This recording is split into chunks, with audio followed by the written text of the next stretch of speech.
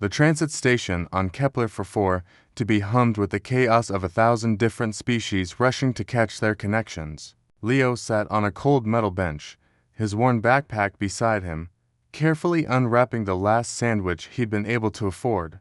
2 days of protein paste and synthetic bread, not much, but it would have to last until he reached the mining colonies of Proxima.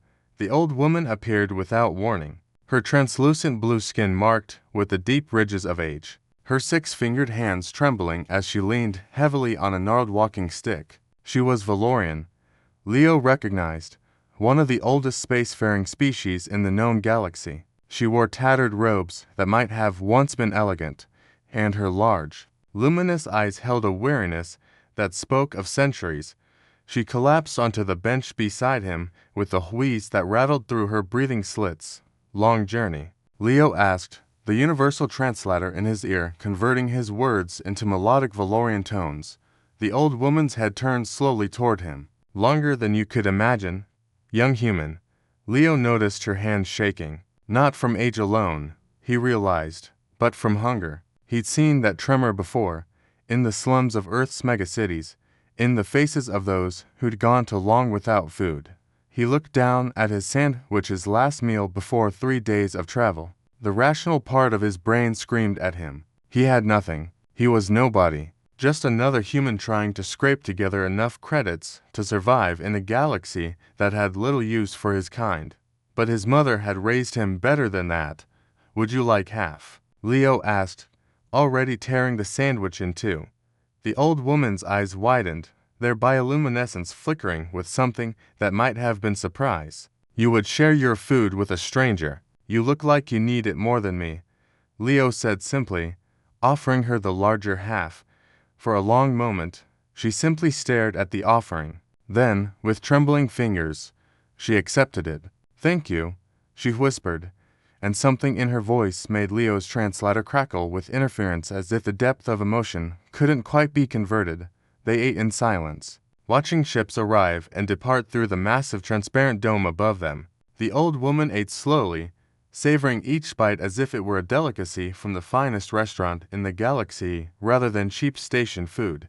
"What brings you so far from Earth, young one?" she asked finally. "Work," Leo said. "Mining contract on Proxima. Not glamorous, but it pays, and you travel alone. Can't afford otherwise." He smiled ruefully. "Humans aren't exactly top of the hiring lists these days. We're still the new kids, you know. 500 years in space, and we're still trying to prove we belong." The old woman made a sound that might have been a laugh. "Yes, I know something of being underestimated."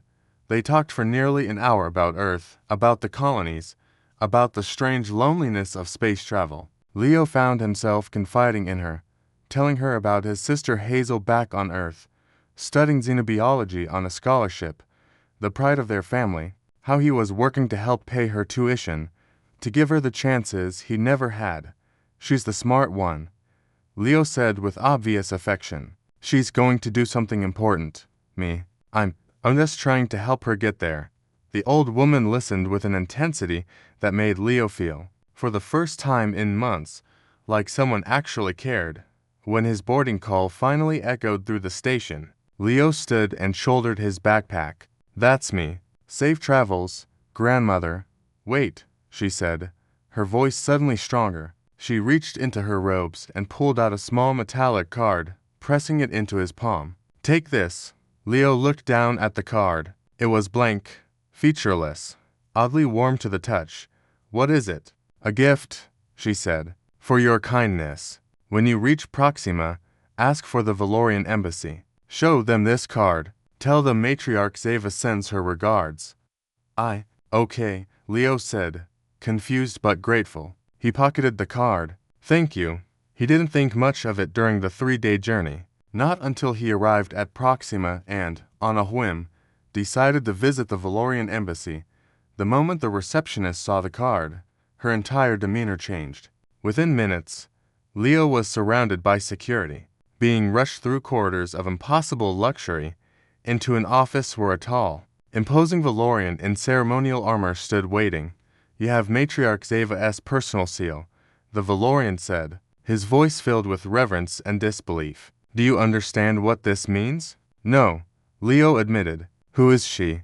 The Valorian stared at him as if he'd grown a second head. Matriarch Zeva is the eldest of the Valorian Council of Matriarchs. She is the single wealthiest being in the galaxy. She controls trade routes spanning 200 systems. She owns mining operations, manufacturing planets, and holds shares in virtually every major corporation in known space. She is the Valorian Trade Consortium. Leo's legs went weak. The old woman at the station was testing us all, the Valorian said quietly. She does this sometimes, we're told. Walks among common travelers, alone and disguised, to see how she is treated when her power is invisible. His eyes fixed on Leo with new respect. You showed her kindness when she appeared to have nothing. When you had nothing yourself, the card, Leo learned, was more than a gift. It was an imperial grant of full scholarship for Hazel to the finest xenobiology program in the galaxy, housed on the Valorian homeworld itself. It was a guaranteed position for Leo in the consortium's administrative corps, if he wanted it. It was an invitation into a world of opportunity that humans rarely glimpsed, all because he shared a sandwich.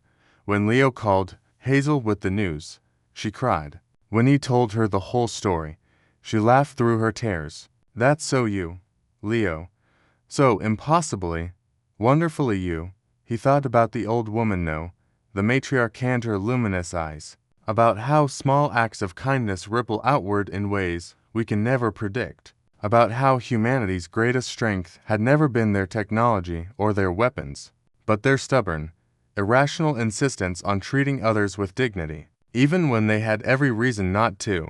The galaxy had underestimated humans, just as humans had underestimated the old woman on the bench. Maybe, Leo thought, that was about to change.